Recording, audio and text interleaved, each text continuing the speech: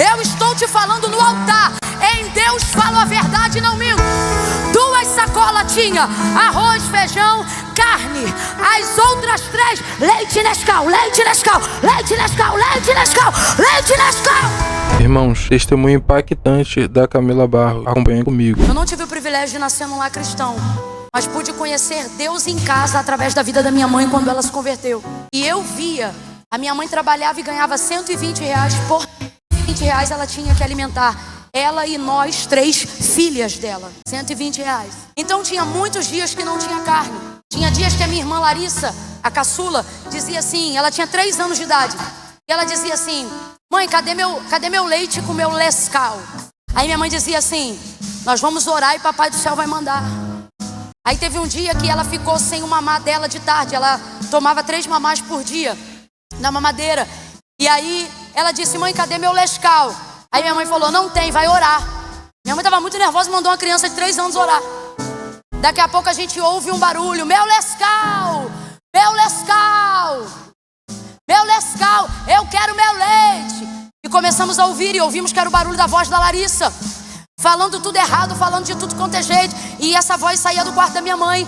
E então nós abrimos a porta do quarto lentamente. Quando abrimos, a gente viu, irmãos, ninguém contou não. Estávamos eu e minha mãe, a minha irmã Elane estava trabalhando. Quando a gente entrou no quarto, a Larissa estava com a boca no pó, o joelhinho no chão e o popozinho pra cima, dizendo: eu quero meu Nescau, porque era assim que ela via a minha mãe orando com a boca no pó. A minha mãe tinha mania de dizer: bota a boca no pó, bota a boca no pó, bota a boca no pó. Então a Larissa ficou ouvindo aquilo. Quando ela viu que não tinha Nescau e minha mãe mandou ela orar, ela entrou no quarto, dobrou o joelho igual minha mãe e começou: eu quero meu Nescau, eu quero meu Nescau. Nunca mais eu vou esquecer disso. Era por volta das 3 horas da tarde. Minha mãe chorou, minha mãe buscou o Senhor. Eu fiquei tão angustiada com aquilo que estava acontecendo, porque antes de conhecer Deus, antes de conhecer Jesus, a gente tinha tudo. Mas como tudo vinha do que não prestava, quando conhecemos Jesus, tivemos que renunciar tudo. Quando renunciamos tudo, faltou a carne. Aí você diz: faltou a carne quando? Faltou a carne até que a gente aprendeu a orar. Faltou o leite até que a gente aprendeu a orar. Faltou o arroz até que a gente aprendeu a orar. Faltou o fubá até que a gente aprendeu a orar. Porque depois que a gente aprendeu a orar, sabe o que acontecia? Não tinha dinheiro, mas tinha santidade. Não tinha dinheiro, mas tinha renúncia. Aí a Larissa, 3 horas da tarde, bota a boca no pó dizendo: eu quero meu Nescau. Daqui a pouco minha falecida sogra, que na época não era minha sogra, era a esposa do pastor da igreja que minha mãe ia, chega lá em casa muito sem graça, para com uma Kombi e desce umas 5, 6 sacolas de mercado. Minha mãe tinha a pose de quem não passava na prova, então ninguém sabia. Lembra? Santificação que Deus respalda é feita no secreto.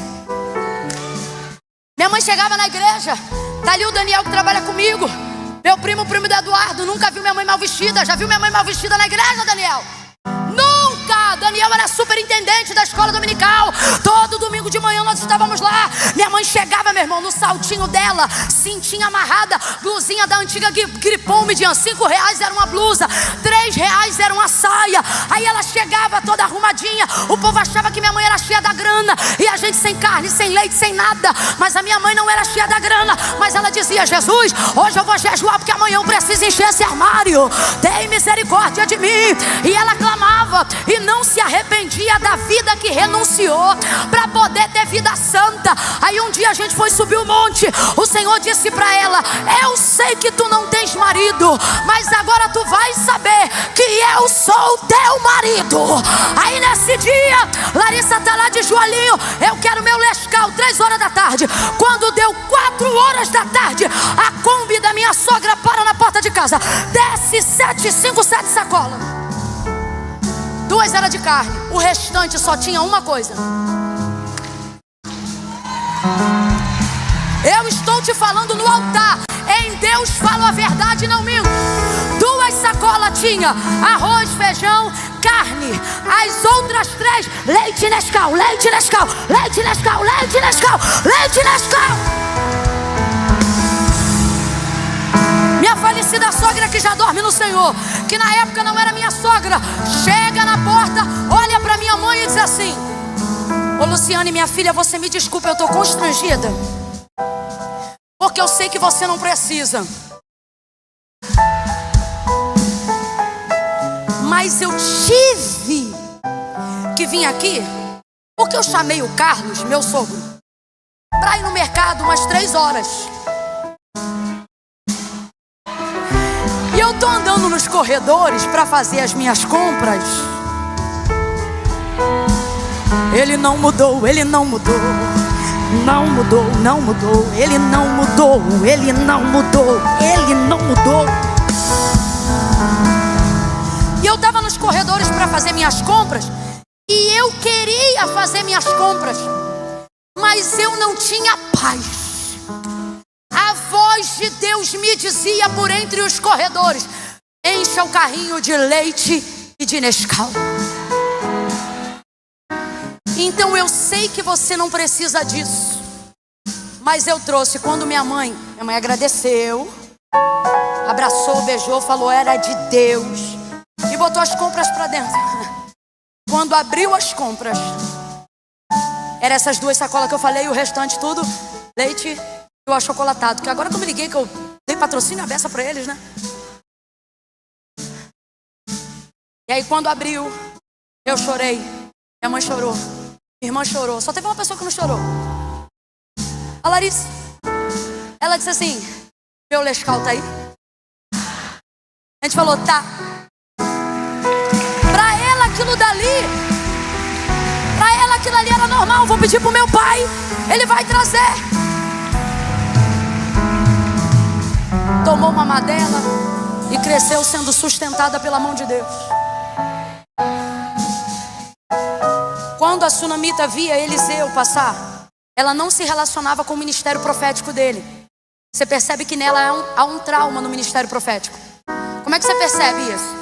Quando ele profetiza o filho, eu não vou pregar sobre isso, tá?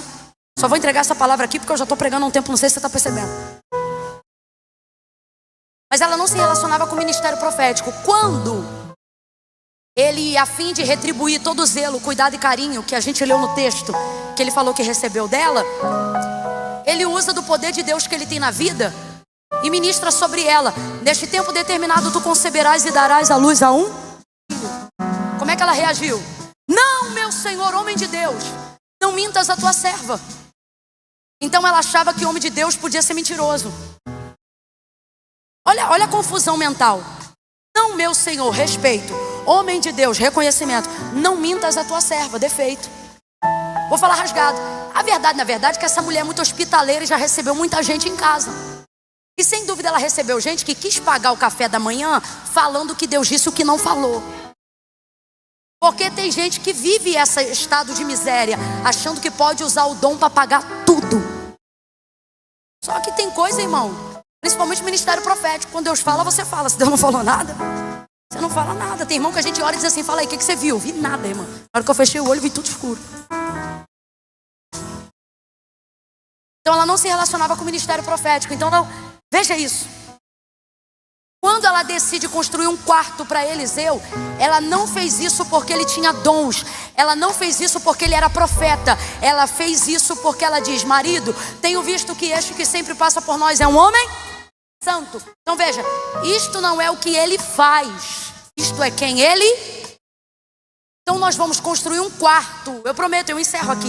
Nós vamos construir um quarto para que todas as vezes que ele vier, ele repousar aqui na nossa casa. Vamos equipar esse quarto para ele. Cama, mesa, cadeira, candeeiro, privacidade. Ele vai ter tudo o que ele precisa. Vem aqui. O texto diz que o quarto não era grande, o quarto era pequeno, mas atendia a todas as necessidades dele. Segunda coisa, o texto diz que o quarto era acima do muro ou da casa dela. O quarto tinha visão privilegiada. O cômodo mais perto do céu era o dele. E por fim, a privacidade de alguém que estava recebendo algo da mão de outro estava sendo guardada. Então presta atenção. Marido, tenho visto que este que sempre passa por nós é um santo homem de Deus. O que ela está dizendo? Vou construir o quarto. Não é porque ele é profeta, não é porque ele é pastor, não é porque ele é pregadora. Não, olha isso. Vou construir um quarto, porque ele é. Vem, porque ele é. Então, o que fez esta mulher investir numa obra? Para Eliseu, foi o fato de reconhecer que ele era um homem santo. Agora vem comigo. O texto diz que ela era rica. Completa aí que você não vai esquecer disso nunca mais. O texto diz que ela era, de acordo com o autor da carta aos Hebreus, os israelitas recebiam até anjos, porque a hospitalidade ao estrangeiro era algo cultural em Israel. Então a casa de alguém que não era rico normalmente tinha um quarto de sobra. Quando não tinha de sobra, a pessoa saía de casa e ia para a casa de algum parente para que alguém tivesse liberdade de ser hospedado na casa dela. Isso com uma pessoa pobre. Agora imagine uma pessoa rica. Então eu vou te perguntar, ela tinha quartos sobrando na casa dela, sim ou não? Sim ou não? Mas ela não hospeda Eliseu em nenhum deles. Por que construir um quarto novo, tendo quartos em casa?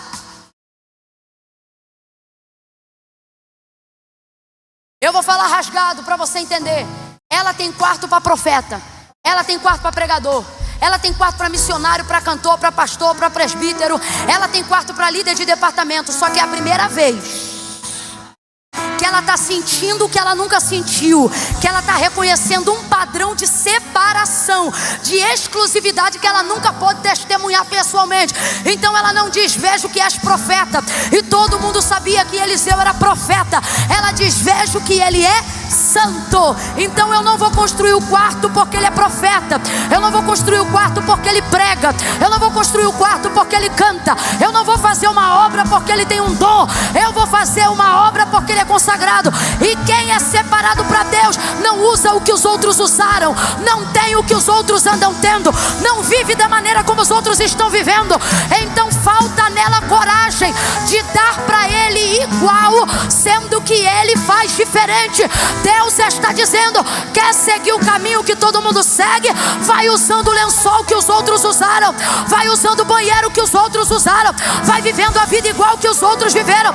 Quer honrar o meu nome, quer pagar o preço? Se prepara, personaliza para mim, que eu personalizo para você. Eu vou fazer para você diferente. Levanta a mão direita o mais alto que você puder, coloca a esquerda na mesma altura, e não se preocupa se o sovaco estiver suado não. Quando eu disser 3, levanta a mão. Você vai botar ela no ombro do vizinho. Calma, no 3. Não deixa de qualquer jeito não. Quando eu falar 3, chapa a mão no ombro dele ou dela e faz ele perceber que essa noite não é uma noite de entretenimento gospel não. É uma noite de encontro com Deus. Ele sentou-se do lado de um profeta do eterno, de um santo, de uma santa mulher de Deus. No 3 você vai botar a mão no ombro dele, vai botar a mão no ombro dela, vai sacudir ele, vai dizer assim, contigo não vai ser igual. É 1, você vai dizer, contigo não vai ser igual. É 2, você vai dizer, contigo não vai ser igual. 3, arreia a mão e diga, contigo não vai ser igual. Não vai ser igual.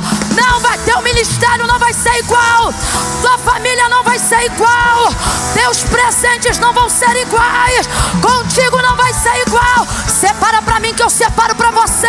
O Senhor está dizendo, não vai ser igual, não vai ser igual. Você vai ver que vale a pena, você vai ver que vale a